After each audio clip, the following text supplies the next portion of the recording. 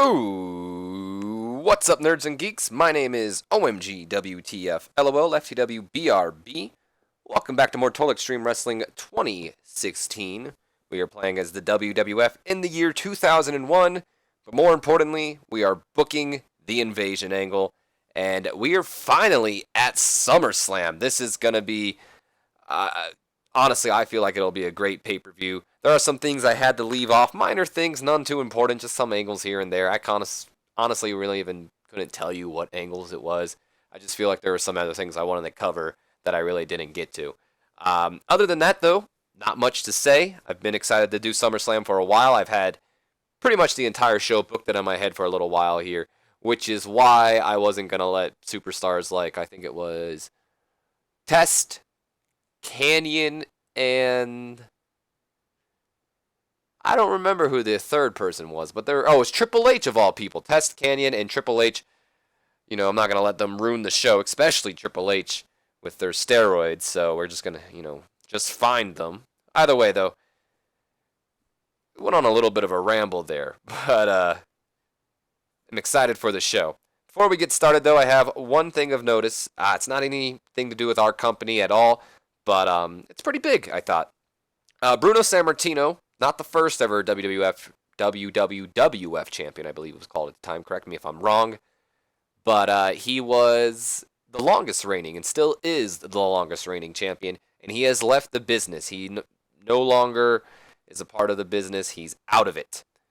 So either way, nerds and geeks, I don't have much else to say. Let's just go ahead and run this show. We're going to have a total of three pre-show matches. And wow, this did really good. Got us a B rating. That's pretty good. By the way, 66,000 people. That's pretty big too.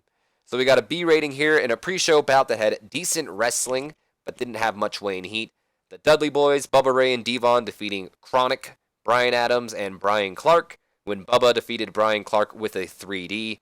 Of course, Bubba Ray and Devon have great chemistry, or excellent chemistry, I should say. The match did suffer because there wasn't enough selling, unfortunately.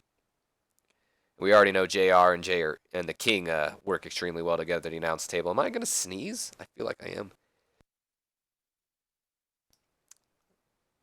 I did. And I just did again. Hopefully there's no more sneezing. So either way, Devon and Bubba both had an in-ring performance of a B. Brian Clark and Brian Adams at a C. And Devon is improving in performance. We move on to our next match, which got a D. Wow, that's two people he doesn't click with already.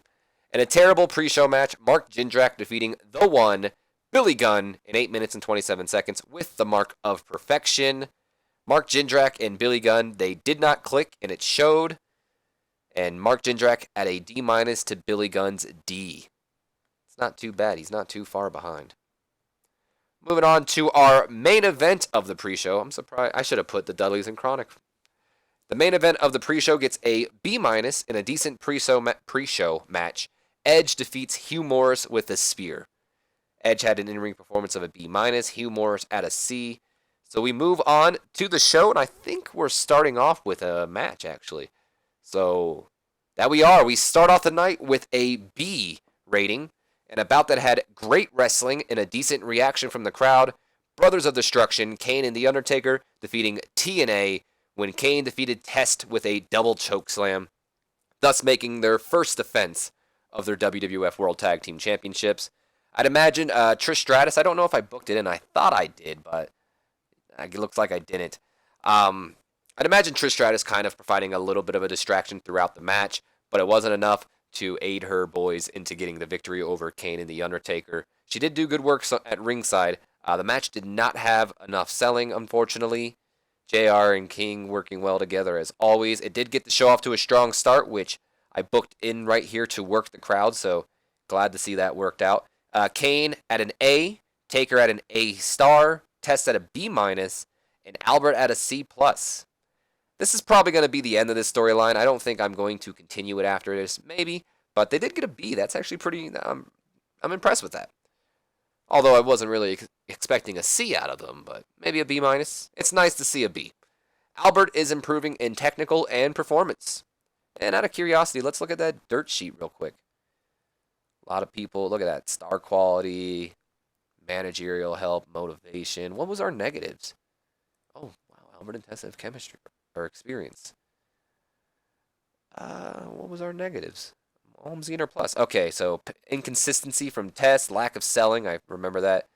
Apparently, it was too short of a match, but it was just a start. I didn't want to tire them out. Moving on, we go to our next match. No angle in between. We get a C, and we have a bout that had decent wrestling, but not much weight in heat. The debuting Rey Mysterio Jr., Nerds and Geeks, from WCW, defeating Gregory Helms, Jerry Lynn, Billy Kidman, the returning Christian, and Dean Malenko in 10 minutes and 18 seconds when he beat Jerry Lynn with the Springboard Hurricanrana, winning both the light heavyweight and the Cruiserweight Championship, unifying them both. And since he's a WCW guy, that means that the Cruiserweight Championship stands tall and the Light Heavyweight Championship is now gone. So there you have that. We got a C. And if you guys watch Sunday Night Heat, which I did upload today as well, a little bit earlier than this because I've been booking this for the past couple hours. But either way, on Sunday Night Heat, not only did I kind of reveal, even though I didn't book the angle, that Christian, went over to Edge and was pretty much bragging that he's going to become the future light heavyweight champion. But we also saw Shane McMahon tell Chavo Guerrero, who was originally thought to be in this match, that he wasn't going to be in the match. And not only that, but he's fired. And then he also found a replacement. That replacement being Rey Mysterio Jr., which I'm pretty sure we all know who Rey Mysterio Jr. is. He's Rey Mysterio. And I am going to keep going by Rey Mysterio Jr. since that's what he was called by in WCW. And I'm trying to keep it about as authentic to WCW as I can. And if I can do with a name, I will. And I also booked this match to be a high spots match. So that's pretty cool as well. Mostly just being, crazy things happening back and forth. Since this is kind of like a cruiserweight match. And I honestly think this match would be really fun to watch. I mean, come on. We got Dean Malenko, Gregory Helms, Jerry Lynn, Billy Kidman, Rey Mysterio Jr., all known for, not really doing high-flying moves, but excellent cruiserweight action. And then we got Christian, who's kind of like the veteran and the guy to take the moves and, dish out the heavy-hitting moves. Unfortunately, Christian's still not suited for his gimmick. I'm not sure if we can change it yet. We might be able to finally, but I knew before it was still too early. Rey Mysterio debuted his Thrill Seeker gimmick and got an average on it. And here we have the in-ring performance. So Dean Malenko at a C+, Gregory Helms at a D+, Jerry Lynn at a C-, Billy Kidman at a C, Christian at a C+, and Rey Mysterio at a C+. So Malenko, Christian, and Mysterio, the winner of the match, were actually the best talents, or the best in-ring performances. We also had Rey Mysterio protected in this match, and we kept Christian strong because he was complaining a little bit. Any worker improvements? Yes. Billy Kidman is improving in technical, and Jerry Lynn is improving in flying. Out of curiosity, since this is Rey Mysterio's first match, he was well suited for the style of match, as was Billy Kidman. You got a bonus for charisma and star quality, a plus high morale. This went really well. I'm very happy with this. So moving on to our next segment, we go on to an angle that gets us a B rating. We see Vince and William Regal in the backstage. Not backstage, in the locker room. For a second, I thought I put this in the wrong spot, but I didn't. And Vince says, hold on. Oh boy, I don't have much to drink here. Luckily, this is our only Vince angle of the night, so let's do this. Now, Mr. Regal, tonight is an important night. Although this war has been going on for a few weeks now, tonight is the real battlefield. There are plenty of superstars from each company representing their teams tonight. And you're one of them, Mr. Regal. Oh, my throat is already hurting. Okay, and you're one of them, Mr. Regal. Now, I'm not going to sit here and pretend. Again, my Vince McMahon is not too good today. I'm not going to sit here and pretend that Lance Storm is a joke, because he's not. And I think you know that, Mr. Regal. Regal then responds, "Oh, I assure you, Mr. McMahon, I know exactly the kind of wrestler Lance Storm is, and I am not taking him for granted, I can promise you that." Vince then responds, "Good. That's what I wanted to hear. I just wanted to make sure that all this negative talk about your homeland, about the continent of Europe, wasn't blinding you to the bigger problem. Because, Mr. Regal, as much as you love your queen, she doesn't pay your bills. I do. And without the WWF, those bills will begin to pile up. And then Regal responds, and he says, "Oh, of course, Mr. McMahon. You need not worry about me tonight. But, sir, there was actually one thing I wanted to talk to you about. And we can pull this up. We can also get rid of promo number 2. And he says, well, I've heard rumors that Commissioner Foley was looking for less hours. And I was hoping, since I've been so loyal to you and I've done anything and everything you asked me to do, sir, I was hoping that maybe I could pick up whatever show that he drops." McMahon responds. Of course, he thinks for a little bit and he goes, "Well, Mr. Regal, those rumors are true. Foley has been looking for a replacement to be the commissioner of SmackDown. He has said that he wants to spend more time with his family. So we are, in fact, looking to fill that position as soon as possible. So I'll tell you what, Mr. Regal. I'll have a talk with Mick on Raw, and I'll get his opinion." And then Regal responds, "Thank you, Mr. McMahon. Oh, thank you."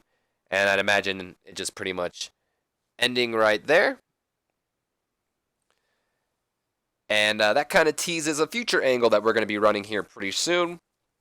William Regal wants to be commissioner, and he was commissioner, I believe, at this time. I don't remember how exactly they pulled it off, but the way I'm pulling it off is Mick Foley, of course, he's a family man. We all know that. He's going to want less hours, and he really only wants to commission Raw, and he's looking for a replacement on SmackDown. He's been looking, but hasn't been able to find one, which leads, Regal now, who Vince is now going to get his opinion of.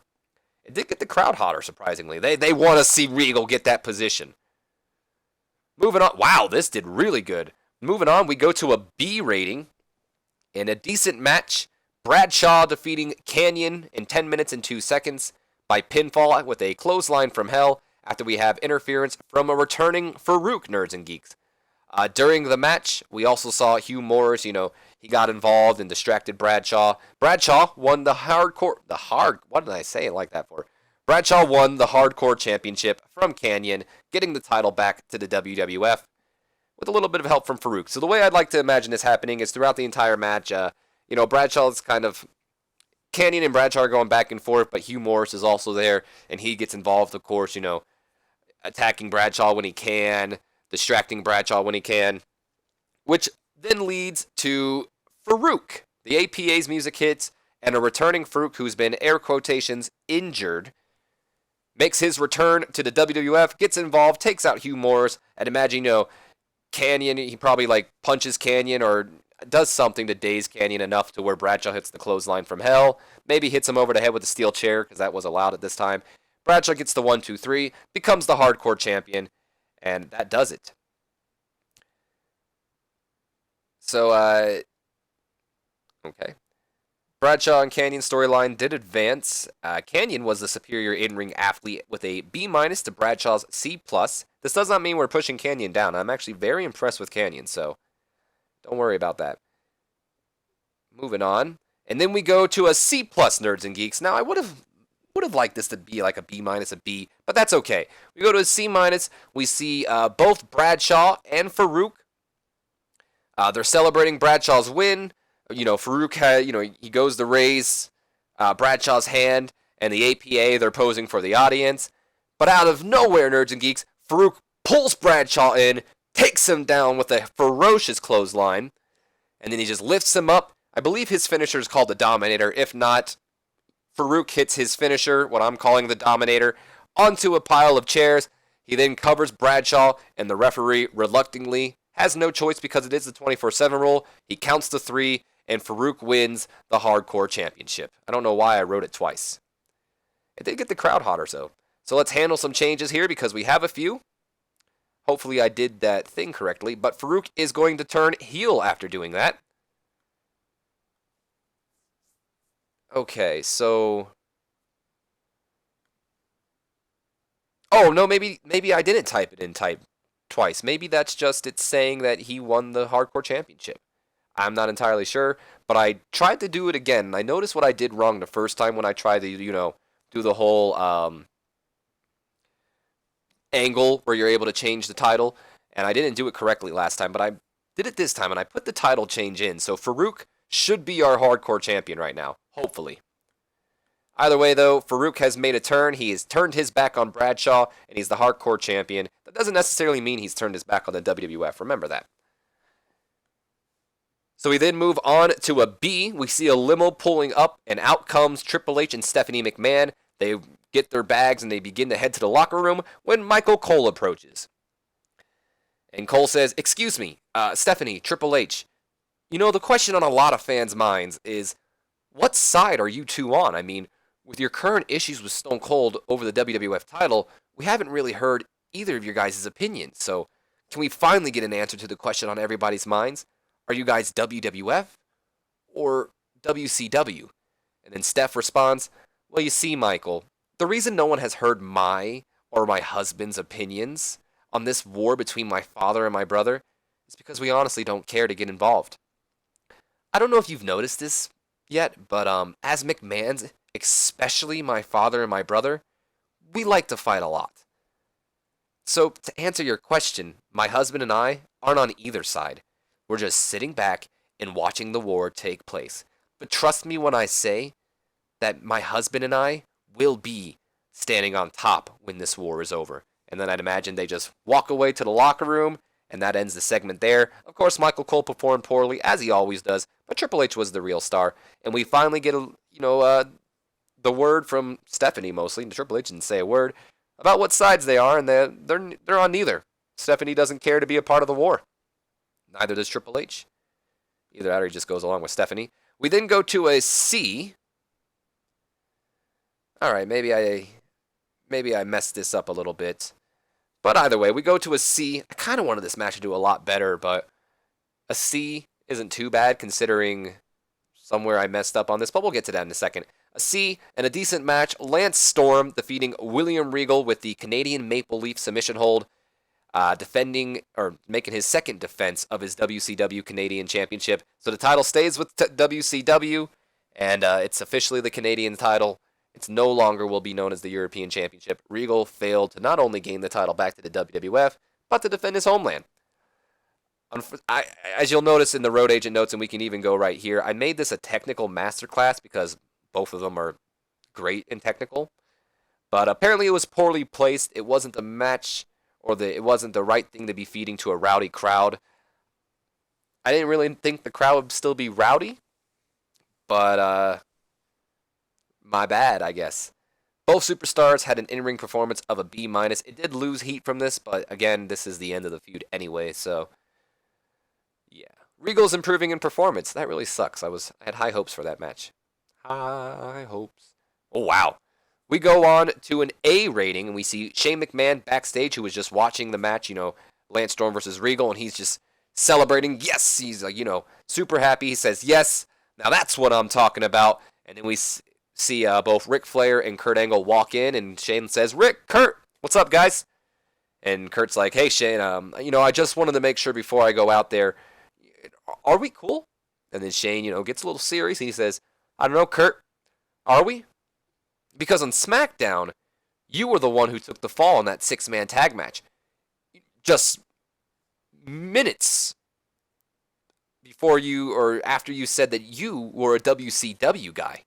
You go out there and you lose? How did I know that, how do I know you didn't take the fall just for the WWF?"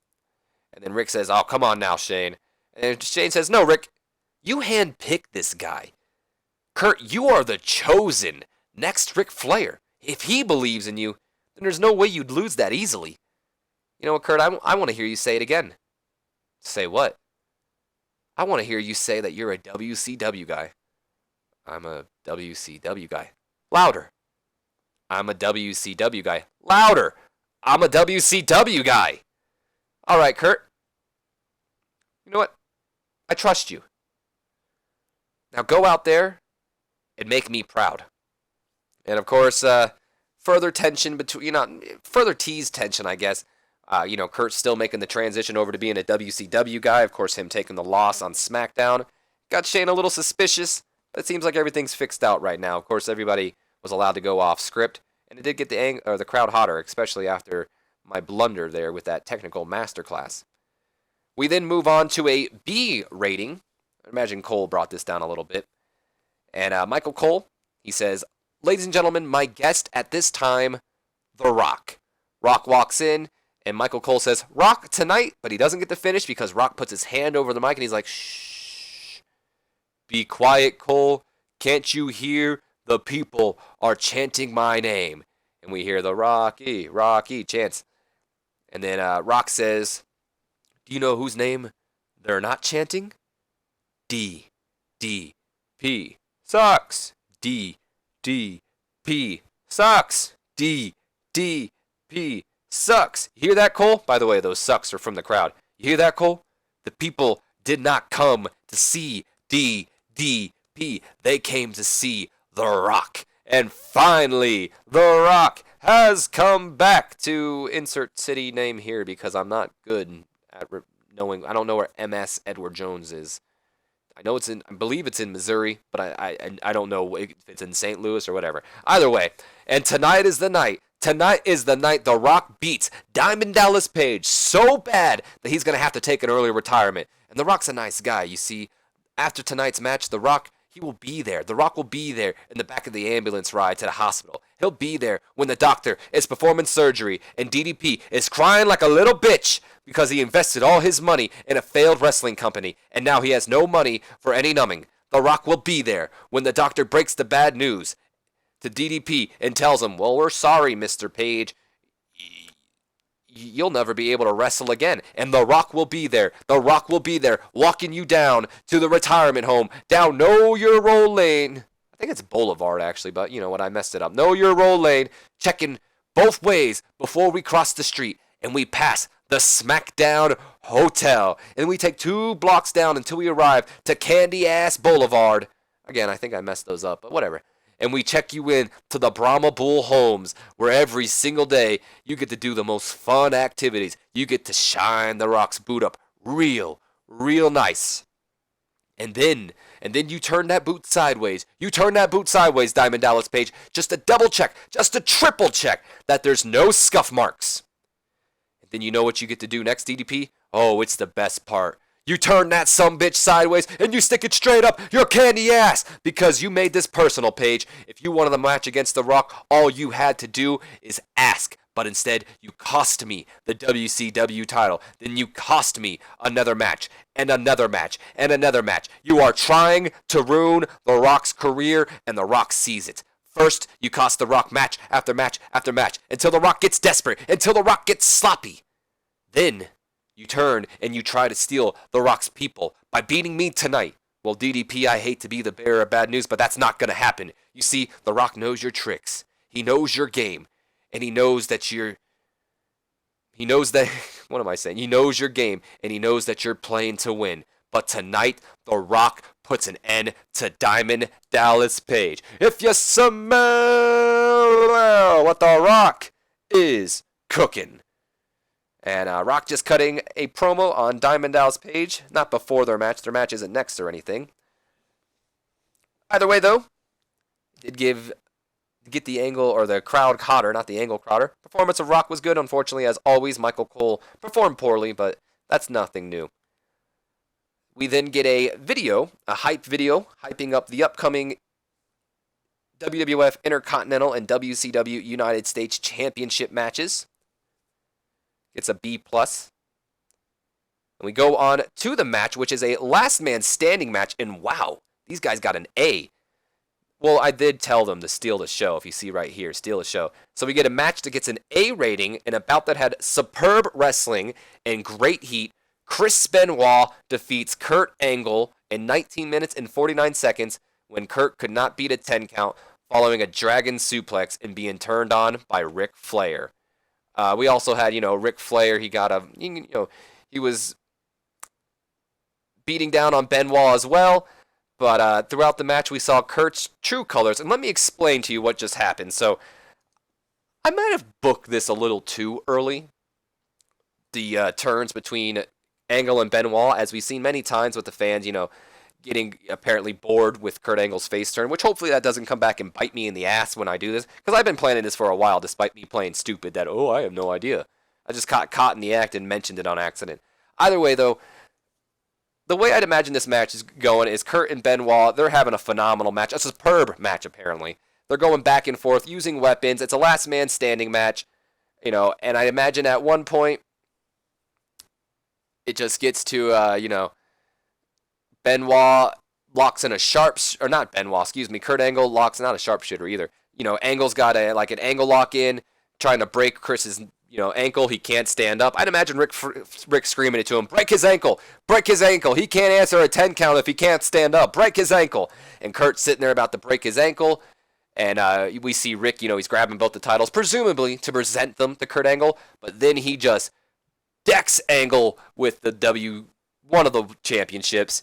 And I guess Benoit hit him with the Dragon Suplex. I wouldn't say that he really hit him with the Dragon Suplex.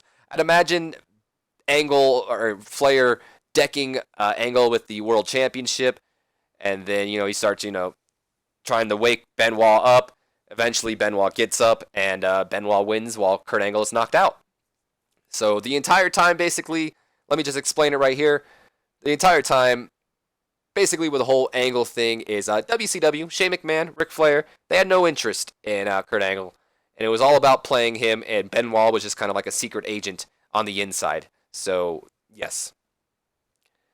That'll help. It also got the crowd buzzing, which is awesome. And Angle had an in-ring performance of an A, Benoit a B+. Angle's killing it. And let's finally complete the turns. So we do the Kurt Angle turn.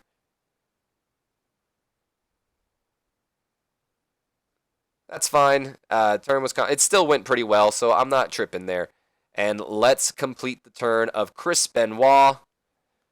So now we have Kurt Angle as a face and Chris Benoit as a heel. The rare double turn, nerds and geeks. No worker improvements, but my God, these guys definitely stole the show, unless, of course, any of the other matches go on and beat it. And this did not. We move on to a B match, or a B rating, I should say.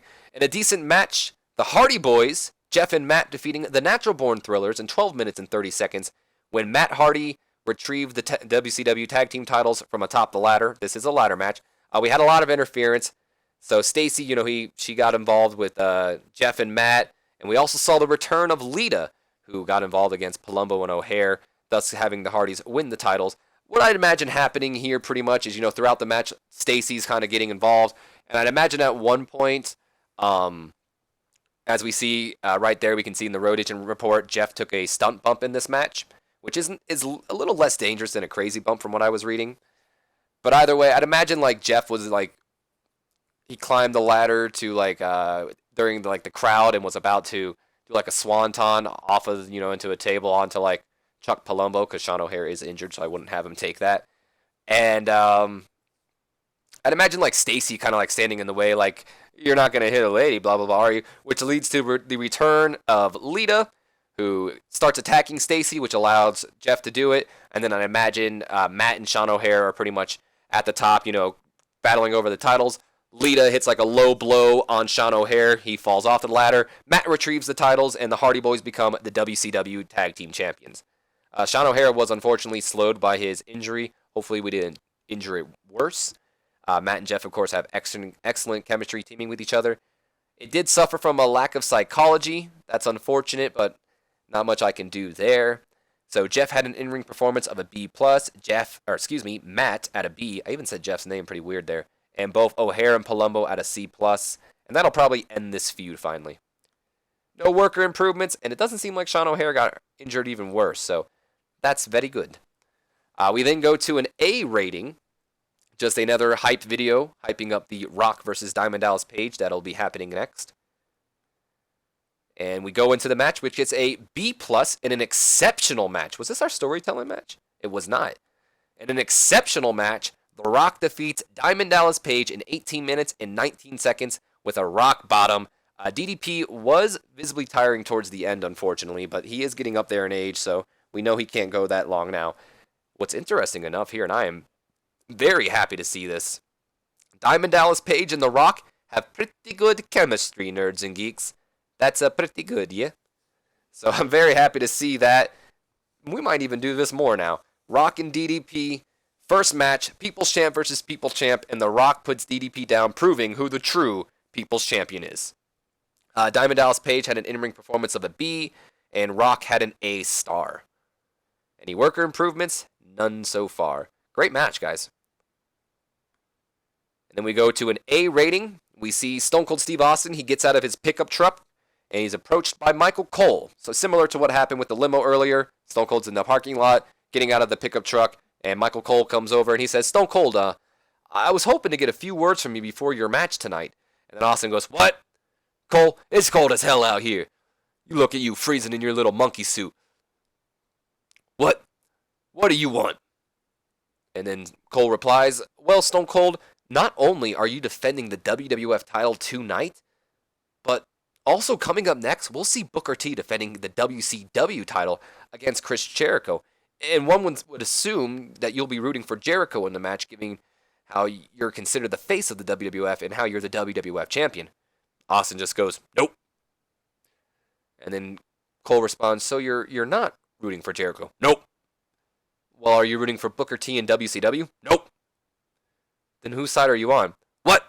Stone Cold ain't on anyone's side. Stone Cold's on one side. I can't do a Stone Cold voice right now. Man, my throat's killing me.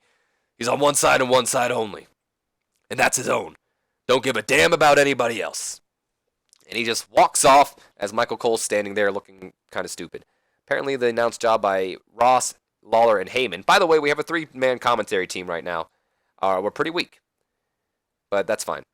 Austin looking fantastic, getting an A rating. This would have probably been an A star if it wasn't for Michael Cole. So moving on to the next match, we get another B+ and a superb match.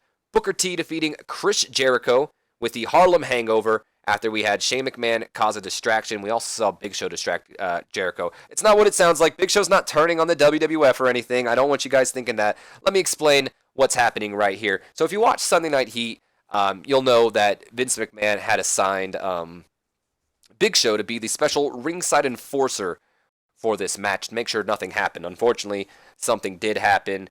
Shane McMahon was, air quotations, distracting the referee because, let's be honest, the referee was Nick Patrick, and most likely it's a little bit more fishier than if it was a legit WWF referee.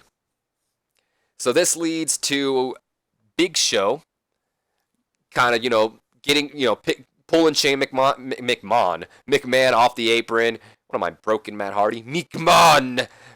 Pulling Shane off the apron and, putting him over his shoulder and, walking to the back while the referee's just kind of watching in, disbelief. And this gives Booker T enough time to grab the WCW World Heavyweight Championship, plants Chris Jericho with it, and I'm not sure what the Harlem Hangover is. I think that might be, that front flip leg drop move he did. But, you know what? Let's just say that's what he did, actually. He plants Jericho with it, hits the Harlem Hangover for the extra cherry on top, and Nick Patrick counts 1, 2, 3, giving Booker T the second defense of his World Heavyweight Championship. Shane McMahon did some good work ringside. Booker had an in-ring performance of a B, and Jericho had an in-ring performance of an A. No worker improvements, though, in this match, unfortunately. We then go to an A star. Hell yeah. An A star of just a video package hyping up the Triple H Stone Cold match coming up. So this is kind of worries. I've been worried about this match in general before we go on to it. One, mainly because we just had a long... By the way, that Jericho Booker T match was our storytelling match of the night. We just had a long match between Jericho and Booker T, and then we're about to go into another long match with Austin and Triple H. But not only that, Austin and Triple H are both heels, and I don't want to turn them. I kind of just want to give them that gimmick where they don't care about anybody. So I've been a little worried about this match, but let's just hope my worries aren't met. No, definitely wasn't met. Got an A rating. I didn't even have these guys try to steal the show. An A rating in an unbelievable match. Wow, I've never seen that before. In an unbelievable match, Stone Cold Steve Austin defeating Triple H in 19 minutes and 44 seconds by pinfall with a Stone Cold Stunner.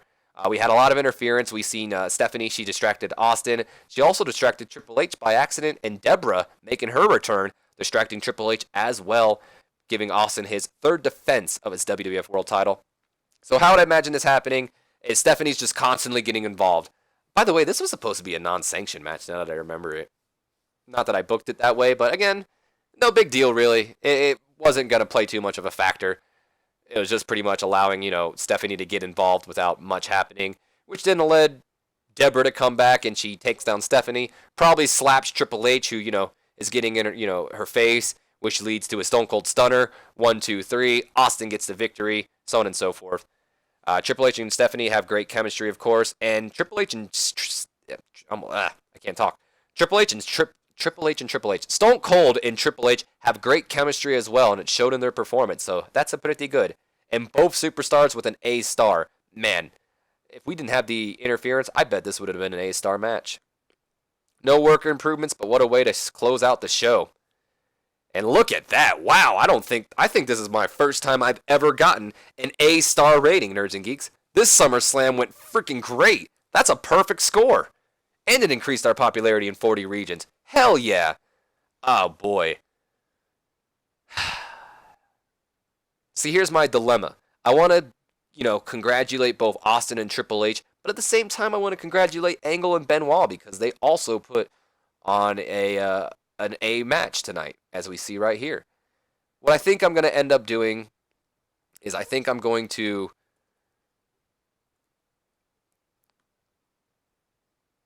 praise Triple H, Austin. Oh, excuse me, I have a cough coming on. Excuse me.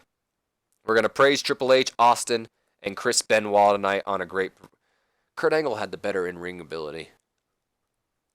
Let's give it to Kurt. We're going to give it to Kurt. He's the one that tucked the loss anyway, and he had a better in-ring ability. So we're going to give Austin, Triple H, and Kurt Angle. We're all going to praise them for a great performance tonight. Let's make the speech. Austin seemed pleased. Triple H seemed pleased, and so did Kurt Angle. So no one was for sure pleased, but either way, it seemed like everybody was very happy with everything going on. So here we have last night. It drew blah, blah, blah, and the feedback has been incredible. The show was apparently an absolute success. Yeah, damn right it was. We also had Heat shown. Wow, that got a lot of viewers too. It got that boost. That boost, Nerds and Geeks. This guy looks familiar. I don't remember. He looks familiar. If anyone knows who Tank Toland is, let me know. All right, here we go. So Jackie has now returned to the company. That's awesome. Dave Teller, I'm telling you, you can't see it, Nerds and Geeks, but I'm this close. I'm this close to firing him. Look at this. Dave Taylor request. I've achieved as much. Whatever, get out of here. Billy Gunn is booking that we have, or complaining that we've been booking. He's booking that we complained. He's complaining that we're booking him poor. He needs some win. Blah blah blah. I don't really care. SummerSlam buy rate got a 2.37. I don't really know if that's good or not. So Arn Anderson says Brian Clark just doesn't get it. He can probably be cut loose. Is Brian Clark the one that doesn't like us? No, that's the one Rikishi don't like though. And here we have Test, and oh wow, he says it too. Brian Clark can't sell worth a damn in my opinion. He needs to learn how to work. If Test is telling you how to sell, that's pretty bad. Okay, so Brian Clark doesn't have many fans. All right. One thing I do want to check before we go off, I just like doing this. Let's assign the positions real quick because Miss Jackie needs a position. Let's check out the main eventers. I know this episode may be going for a little longer. I don't mind if you guys click off by now. I'm just going to be showing off some extras here, but if you want to stick with me. So we have main eventers, Big Show, Booker, Benoit, Jericho, Diamond Dallas Page, Kane, Kurt, Austin, Rock, Taker, and Triple H. Nothing's really changed there. We can look. Oh, what is this, Taz? What are you complaining about? Oh, he's irritated of being left off of SummerSlam. Aww. Get over it. Rikishi's irritated because we left him off SummerSlam too. But you're injured. Why would I leave you off SummerSlam? Or why would I give you... Get over it, Rikishi. Either way, let's look at our championships. So we have Lance Storm, still the Canadian champion. Rey Mysterio Jr., now a 6-time Cruiserweight champion. And we can go ahead and vacate that light heavyweight title after this. Chris Benoit, who is a current 3-time United States champion. Booker T, who's still the world champion. Hardy Boys, who are now the WCW Tag Team champions. Farouk, yes, it worked. Oh, yes. Farouk is now the hardcore champion after Bradshaw defeated Canyon and then lost it to Farouk in the same night. Benoit still the Intercontinental champion. Now, mind you, these are still, both the Intercontinental and United States title are active. They weren't a unification match. And then we have the light heavyweight champion, which is going to be Rey Mysterio, but we are retiring this title because that was the rules. That was the rules. So Rey Mysterio Jr. was the final ever WWF light heavyweight champion, and so on and so forth. Nothing really has changed here, although I think the prestige just went up. Yeah, Taker and Kane brought that prestige up. Good for you guys. And just an added thing, I want to see, yep, Kurt Angle is now a face, and Chris Benoit is now a heel. And another thing I want to do is I want to remove I want to remove Ric Flair from being Kurt's manager, and we are going to move him over to being Chris Benoit's manager. And there we go, nerds and geeks. All right, I don't really have much else to show off. I mean, I could show off storylines, and we could end some. Let's do that real quick. So Bradshaw and Canyon ends with a B. We are officially ending this. No one's really gaining much from this, but we're ending this storyline. We're going to start off with, obviously, most likely Farouk versus Bradshaw. I don't think we're going to be ending Jericho versus Booker T just yet. So Taker was handled pretty poorly in this, unfortunately, but we are going to be ending Test and Albert in the Brothers of Destruction. It's going to end with an E, or not an E, a B, excuse me. That would have been horrible if it was an E. We are going to be ending this storyline as well, ending it with a B. Out of curiosity. Everyone was pretty good in this, so this was a successful storyline. Invasion's going to stick up. We're definitely keeping this one going for now. I never plan on ending it right away. I just don't know if they're going to be fighting again right away. We're going to keep this one alive. Regal and Lance Storm is going to go down. Unfortunately, Regal has been handled fairly poorly, so he's going to probably take a momentum loss to this. But this storyline is over. And Benoit and Kurt Angle is officially over as well. Unfortunately, Kurt's going to take a loss to this as well. It's not really over. Let's keep it in for now, and we'll move on with that as we go. Either way, nerds and geeks, that's going to be the end of this episode. I've been recording for, a long time. My apologies. Hope you guys have enjoyed. If you have, do me a favor, leave me a comment, like, and subscribe. Don't forget to share this video with your friends, Facebook, and Twitter to help the channel grow. It really helps. And as always, my name's been OMG, WTF, LOL, FTW, I'll see you guys for Monday Night Raw, where it's to start. And I think we're going to be booking into Invasion next. If I'm correct. Yep, we're in June. July's Invasion. We're going to Invasion next, nerds and geeks. It's about to get fun. See you guys next time. Have a great day.